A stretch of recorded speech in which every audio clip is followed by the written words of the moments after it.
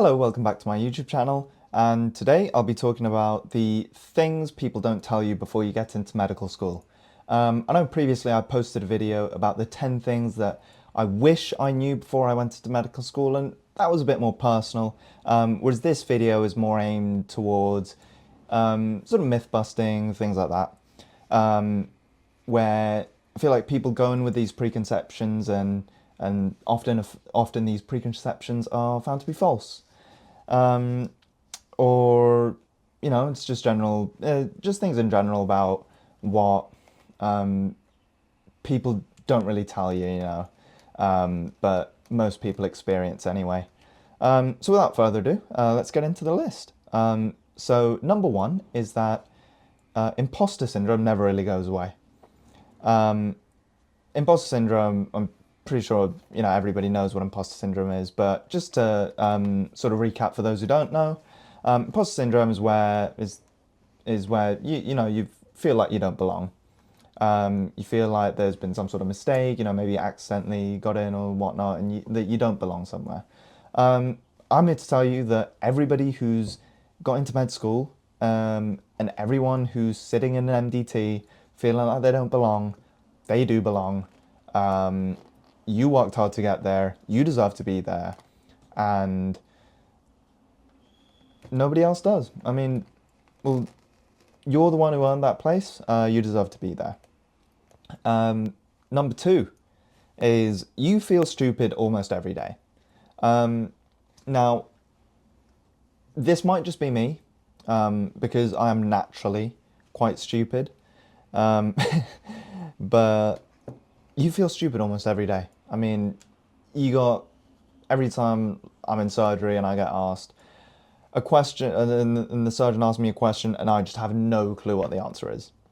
Maybe I'll answer one or two questions correctly, and then they'll, think like, oh, like you answered those, all right, how about this one? And they'll give you a question you just have no clue to the answer to. And that's all right. It's all right to not know. I mean, they've been practicing for, a decade longer, multiple decades longer than you. I mean, it's fine that you shouldn't know. And that's all right. You feel stupid every day, but it's a problem. It only becomes a problem when you don't act on it. When you just think, "Oh, I'm stupid. I guess that's it then," and then just quit.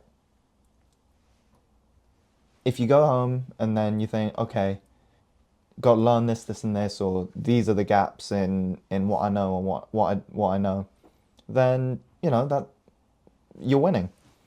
And number three, so point number three, you forget most of the things you learn. During exam season, obviously the amount of little sort of facts that you learn is so incredible that you're not going to remember everything. And in general, medicine's so vast that you're not going to remember everything. Obviously, remembering maybe like the emergency, or maybe remembering the steps to advanced life support, basic life support, maybe learning, the first line treatments or the treatment pathways for common conditions such as COPD, asthma, heart failure, diabetes, things like that. That's important.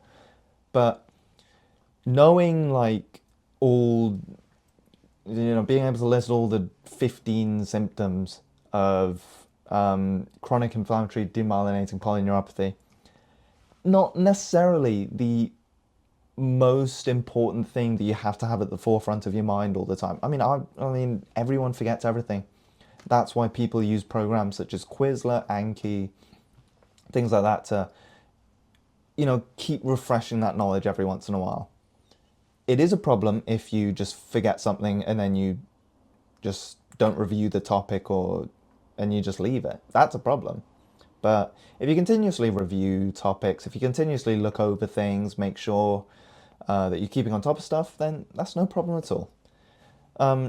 Number four, and this may seem obvious to a lot of people, but the level to which I don't think, the level of, but let me just say, point number four is TV shows are not realistic at all. They are not realistic at all. And a lot of people do understand that. A lot of people do understand that, things are dramatized for TV. But what people don't realize is how much they are dramatized by. I mean, they are completely just, some of them are just completely not what would happen. You think of TV shows such as, House. House is an absolute. I love House. Hugh Laurie is absolutely fantastic, and House is such a good TV show. But it's just not realistic at all, like at all. That is not what happens in medicine on a daily basis. You do not break into people's houses to, see what breed of pigeons they like. That's not what that doesn't happen on a regular basis. The one actually that's pretty close, I actually think is The Pit. Obviously, season 2 came out, I think, not too long ago. And The Pit is an absolutely excellent medical TV show. I mean, just the concept behind The Pit. I know I'm getting a bit off topic, but The Pit is absolutely fantastic. I'll do a separate review on all these medical TV shows and whatnot, but The Pit is absolutely fantastic, and it's the most realistic one. Still doesn't mean it's realistic. I mean, the most realistic part of The Pit, spoiler alert, was at the end. Was there was this moment in The Pit where these doctors, they were, past their, the time they should have been off work by, but they had to stay behind for like 3-4 hours just writing up patient notes and things like that, and that was probably the most realistic part of The Pit. But it's a great TV show nonetheless. But TV shows are not realistic at all, and they are completely over dramatized. Number 5, medicine is a language, but you learn it naturally, just by reading patient notes, start looking online, like just studying things like that, reading textbooks. It's a language, but you'll learn it, like backward and forward, anterior and posterior, like palmar, dorsal, plantar, like things like that. You'll learn it. It's easy. At the start, it might seem really difficult because it feels like you're learning another language, but you'll pick it up, 100%. To the point where, by the end, you'll probably be speaking more in letters than you'll probably be writing more in letters and code than in actual English. And then number 6, you remember patients more than lectures. I've definitely found this to be true. I can't remember what, some lecturer said on a Friday in mid-February, about this random condition. I don't remember that, but what I do remember are patient cases, and which is why it's important to see a lot of patients and talk to a lot of patients in hospital. I understand there are obviously rare conditions you're not going to be able to see in hospital, but, never passing up an opportunity. When a doctor says, hey, I've got this really cool case in, do you want to, have a chat, have a look, have a bit of a discussion? I mean, always, participating in those is really helpful, because you remember patients, you remember stories. You don't remember some random fact on slide 15 of the 3rd lecture on a Friday afternoon. Number 7 is it's okay if nobody knows what's going on. There have been multiple times where a GP or a consultant asks, the group, the class or the group of students a question and nobody has the answer. That's all right. That's all right. But it's always about learning.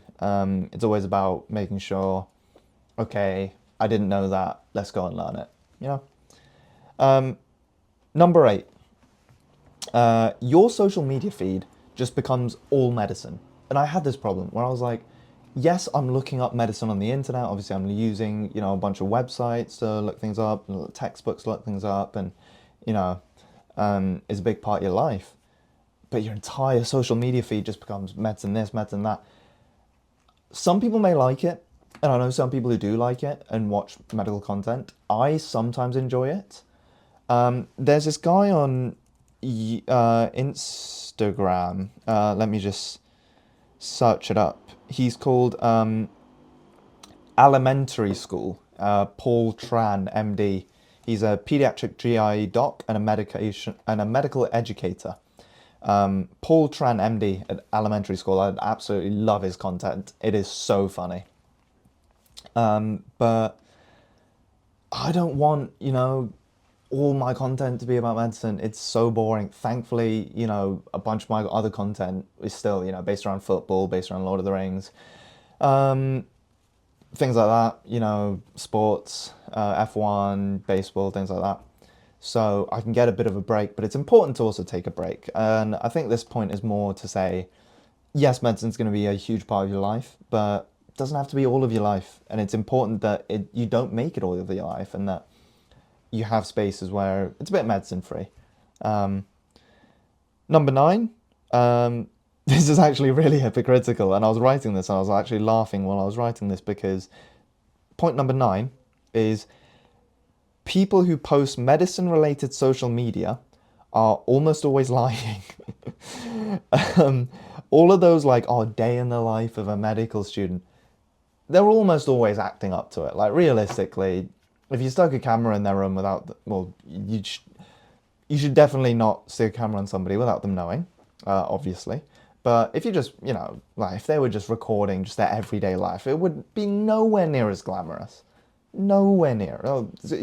You just happen to wake up with the perfect hair and the perfect makeup, or the perfect outfit on, and in a perfect state. Oh, okay, sure. How many people have woken up like that in reality? Nobody cuts you off in traffic. Nobody spills their coffee on you. Well, okay, like, sure. So they're almost always lying, except for me. I would never lie to my wonderful viewers, all 3 of you. But people who post medical related social media content, almost always lying. Elementary School, Paul Tran, MD, really funny. Obviously, parody content like that. I'm not, like, obviously there's a bit of an exaggeration. They're lying, but also hitting at something that's true and that people have experienced.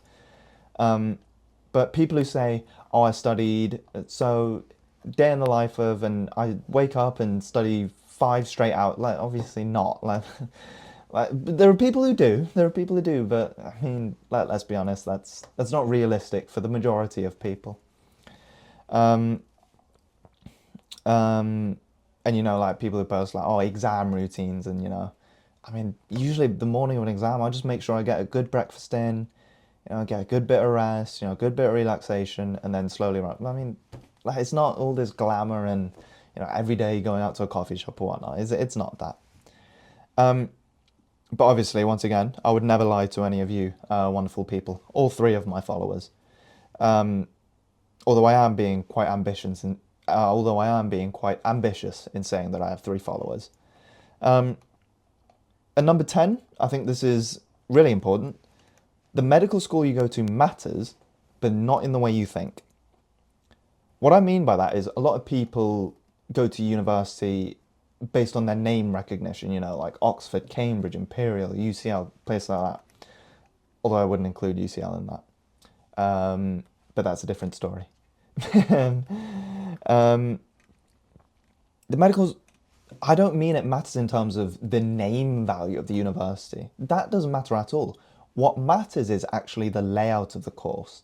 How quickly do you get on clinical placement? One of the things about the medical school that I go to is that we had a lot of exposure to simulated patients and actually real hospital GP placements really early on. And I think that's one of the things that I really enjoyed, because that really helps you sort of implement the things that you know. So the medical school you go to matters based on how the course is structured, how, information is delivered, things like that. But the actual name value of the university doesn't matter at all in med school, in the UK at least. Because there is such a variance in how medicine is taught, I think, across the UK. And I think that's one of the major complaints as well of the variance of university to university, how people are tested, how students are tested, how information is delivered, how, learning is conducted, things like that. But so it's really important to do your research before you apply, and to know that the medical school you go to matters, but not because of its name, but make sure you choose a university that suits your way of learning. Anyways, I hope that was informative a little bit. I hope these types of videos are intriguing for some people. Hopefully they're not too boring, I guess. And thank you so much for watching the video. Hope you like and subscribe, and I'll see you next time.